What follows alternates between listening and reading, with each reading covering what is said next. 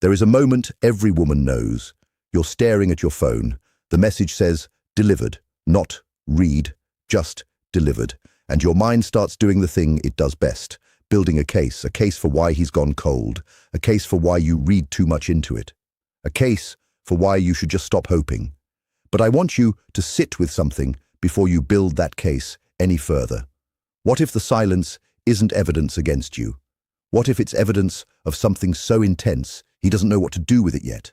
Stay with me, because what I'm about to tell you will make you go back through every cold text, every short reply, every time he pulled away right when things felt close, and see it completely differently. Carl Jung spent his life studying something most people never think about. He called it the shadow, the part of ourselves we don't show, the part we bury, not because it's weak, but because it's too much, too intense, too revealing. And here's the thing, almost nobody tells you about men and attraction. When a man feels something real, his shadow doesn't disappear. It gets louder. It just learns to whisper instead of shout. And what you're calling mixed signals is very often just his shadow trying to stay hidden while his heart is doing the opposite of what his behavior shows. I need to tell you something else before we go further, because it changes how you'll hear everything that comes after it. There is a particular kind of ache that comes from loving or starting to love someone whose actions don't match the intensity you can feel underneath them. You can't quite name what you're sensing, but you know it's there, the way you know a storm is coming before the sky has even changed color. Most women learn to distrust that sense. They've been told so many times that they're reading into things that they start to override their own perception in favor of someone else's confusion. I want to ask you to do the opposite today. Not nothing forever, just nothing the way silence becomes its own kind of language.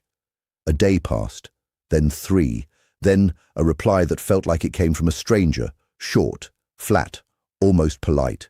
Maya did what so many of us do in that moment. She replayed every conversation. She searched for the sentence she said wrong. She wondered if she'd been too much, too eager, too available. She told her best friend, "I think I scared him off." And her best friend said what we all say to each other, the script we've all memorized. Maybe he's just not that interested. But here's what Maya didn't know yet. And here's what I need you to understand before we go any further, because this single idea will change how you interpret every man who has ever gone quiet on you. Withdrawal is not always the absence of feeling. Sometimes, more often than you'd believe, withdrawal is what feeling looks like when a man doesn't yet have permission from himself to feel it. Jung had a word for the parts of us we haven't yet integrated, the unconscious material that drives behavior we can't fully explain even to ourselves. Men carry an enormous amount of unintegrated emotional material around intimacy because so few of them were ever taught how to sit with desire without either acting on it instantly or running from it completely. There's rarely a middle ground modeled for them. So when a man feels something that actually matters, not a passing attraction, but something that reaches into the part of him that's still unformed, still tender, still a little bit afraid, his nervous system does something strange. It treats closeness like a threat to be managed, even while every part of his inner world is leaning toward you. This is the part that sounds almost impossible to believe, so let it sit for a second. The colder he gets, the more his unconscious may be working overtime trying to metabolize how much you actually mean to him. Not always, not with every man. There is a difference between distance that protects a connection and distance that signals there was never one to protect. And we are going to talk about exactly how to tell those apart, because confusing the two is how good women waste years on men who were never going to come back. But when the distance follows real closeness, when it arrives right after something true was shared, it is rarely about you mattering less. The second thing his shadow does is even harder to explain away because it requires memory, and memory requires that something landed somewhere deep enough to stay. You'll mention, almost in passing, that you hate when people chew loudly, or that your dad used to call you love bug, or that you had a rough week because of something with your sister. You don't expect it to register. It's small. It's the kind of detail that disappears into a normal conversation the way most details do. Then, weeks later, out of nowhere, he brings it up.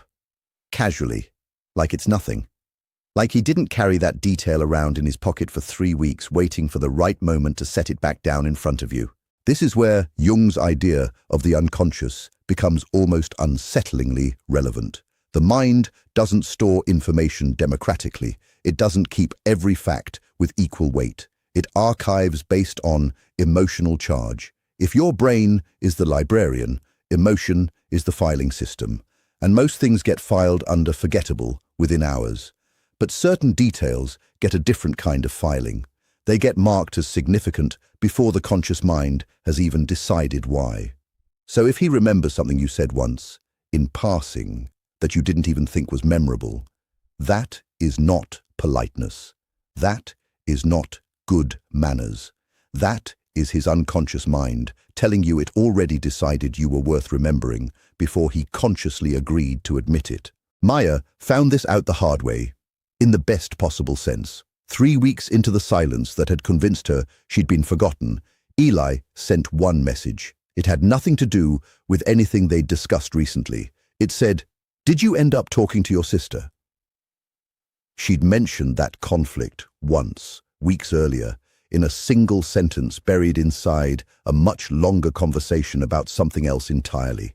She hadn't expected him to register it, let alone hold on to it long enough to ask.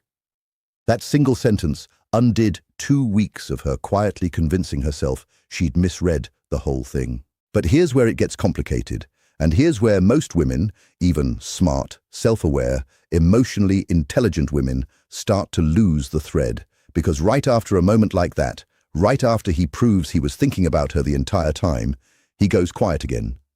And this is the part that makes women feel like they're losing their minds.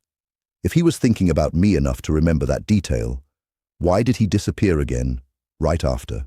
This is where I want to introduce you to a word Jung used that explains almost everything about how intense attraction actually behaves in the body and mind of someone who isn't ready for it: enantiodromia.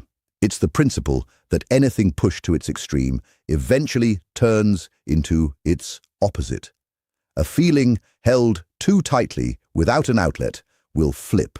Desire, when it has nowhere safe to go, doesn't fade quietly. It converts into avoidance, just as suddenly and just as intensely as it arrived. This is not a flaw in men specifically. It's a pattern in the human nervous system when emotion outpaces a person's capacity to hold it consciously. He reaches toward you because the pull is real.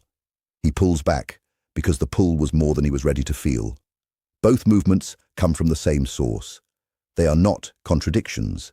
They are the same current moving through a body that hasn't yet learned how to stay in the water without flailing. This is the cycle that makes women feel insane, because on the surface, it looks like inconsistency, but inconsistency implies randomness. And this is not random. It is rhythmic. It has a pulse. Reach, retreat, reach, retreat. And the rhythm only exists because something real is generating it. Indifference doesn't oscillate. Indifference is flat. It doesn't reach out at midnight to ask about your sister and then vanish for 9 days. Indifference simply stops. The fact that there's a pattern at all, a pull, a withdrawal, a pull again, is itself the proof that something underneath the surface is very much alive. Now, here is the third thing his shadow does, and this one doesn't come from him directly at all. It comes from everyone around him. His friends start acting strange around you, not unkind, just aware. They smile a certain way when your name comes up. They ask questions that sound casual, but feel loaded, like they already know something you haven't been told yet. Men rarely talk openly about what they feel, especially to other men, especially about something they haven't fully named, even to themselves. But feelings leak. They show up in the way a friend glances at him when you walk into the room, the way someone says your name like it already belongs to a story. if the people closest to him have registered you as significant. If you've become a recurring character in conversations you were never part of, that didn't happen by accident. People don't get talked about by accident. They get talked about because they took up space in someone's mind, big enough to spill over into his conversations with other people. I want to pause here because I think this is the moment in the story where it would be easy to turn this into a formula. 7 signs, ranked, numbered, a checklist you run through like a quiz to determine his level of obsession. And if that's what you came here for, I understand the appeal. There's comfort in a checklist. It makes an uncertain thing feel measurable. But before I set the checklist aside, there's one more pattern worth naming, because it's the one that trips up even the women who think they've already figured everything else out. It's this: he tests you without realizing he's testing you. He'll mention an ex casually, just to see your face. He'll go quiet for 2 days, not as a strategy, but almost instinctively, the way an animal pulls a paw back from something it isn't sure is safe yet, just to watch what you do with the space. He'll make a joke about not really doing relationships, and then watch your reaction land before deciding what to say next. None of this is calculated the way it sounds when I describe it out loud. It's not manipulation. It's closer to an unconscious audit, his nervous system quietly gathering data on whether closeness with you will cost him his sense of self or expand it. And here's what almost no woman is told, because it's not satisfying advice, even though it's the truest thing in this entire conversation. The way you respond to those tests matters less than whether you even notice you're being given one. The women who pass this stage aren't the ones who say the perfect calm thing every time. They're the ones who aren't privately rehearsing how to perform unbothered. They've simply stopped needing his uncertainty to resolve before they can feel okay in their own bodies. That difference is invisible from the outside and unmistakable from the inside, and somehow men feel it anyway. This is also where many women unknowingly make the cycle longer instead of shorter. They sense the test, even unconsciously, and they overcorrect, going cold themselves, trying to make him chase, turning warmth into a transaction. But 2 shadows circling each other, both withholding, both performing detachment, doesn't create depth. It creates 2 people standing very still in a room, each waiting for the other to move first, mistaking the silence for tension when it's really just 2 defended nervous systems refusing to be the one that's seen first. The moment you start collecting signs like evidence in a trial, you stop being a woman experiencing a relationship and you become a detective investigating one. And detectives don't fall in love. They build cases. The minute you're tallying up his behaviors to determine his verdict on you, you've already left the present moment, the one where actual intimacy happens, and you've moved into your head where only anxiety lives.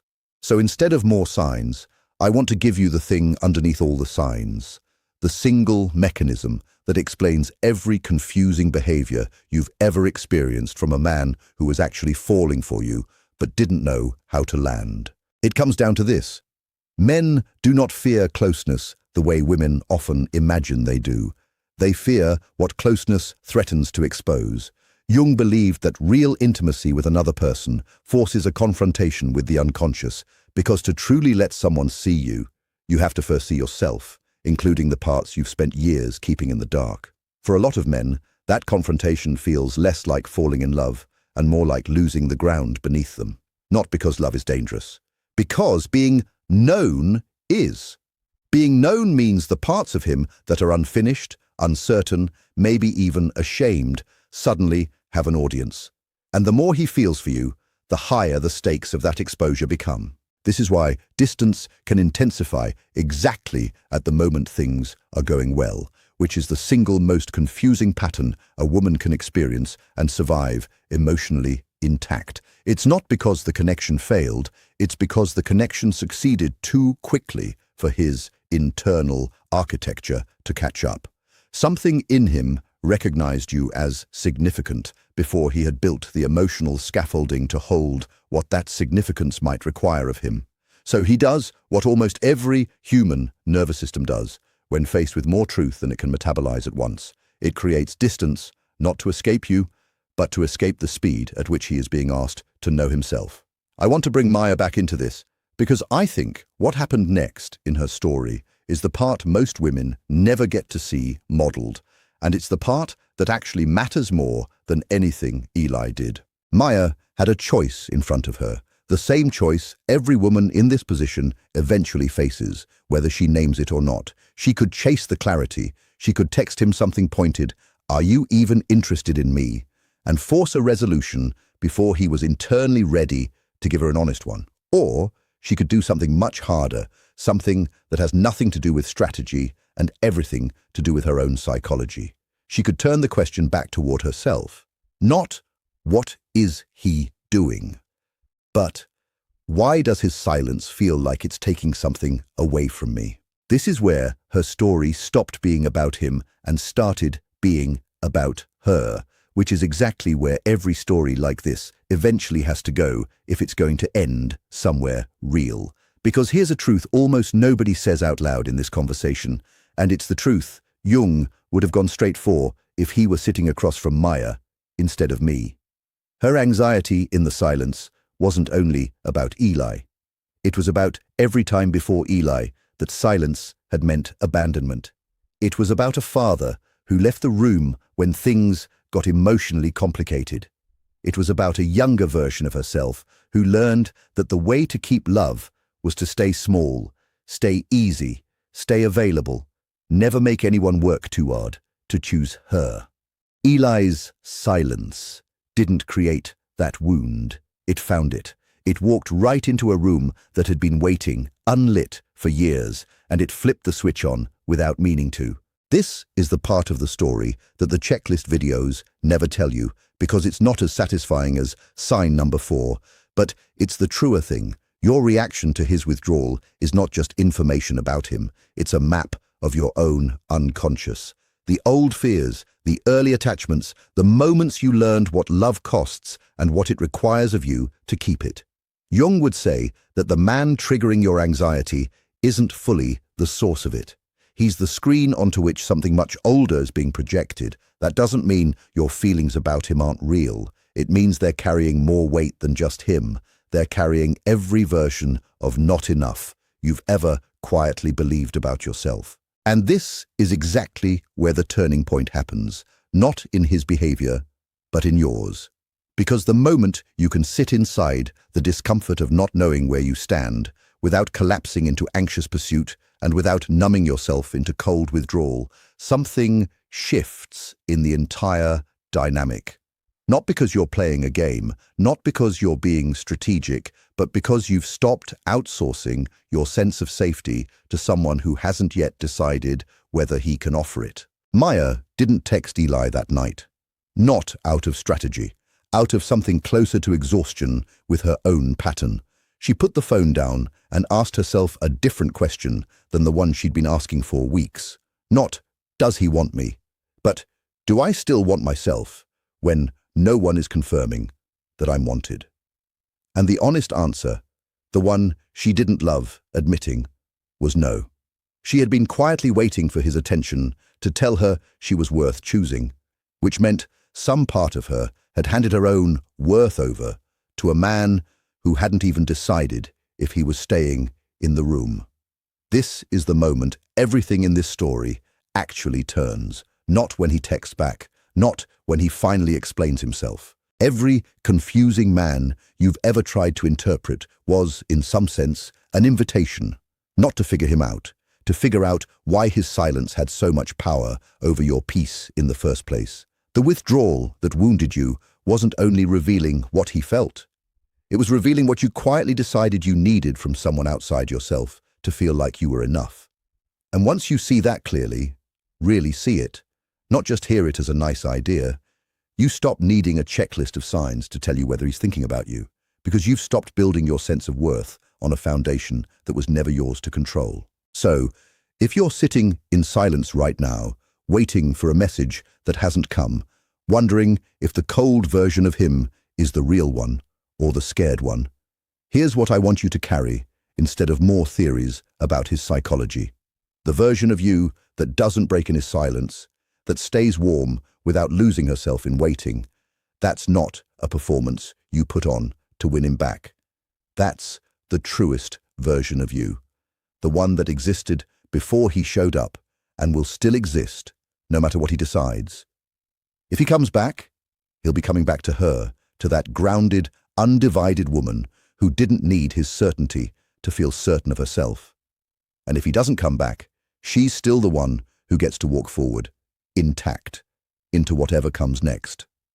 Either way, you didn't lose anything real. You found the one thing every story like this was actually trying to lead you toward all along: yourself. Share.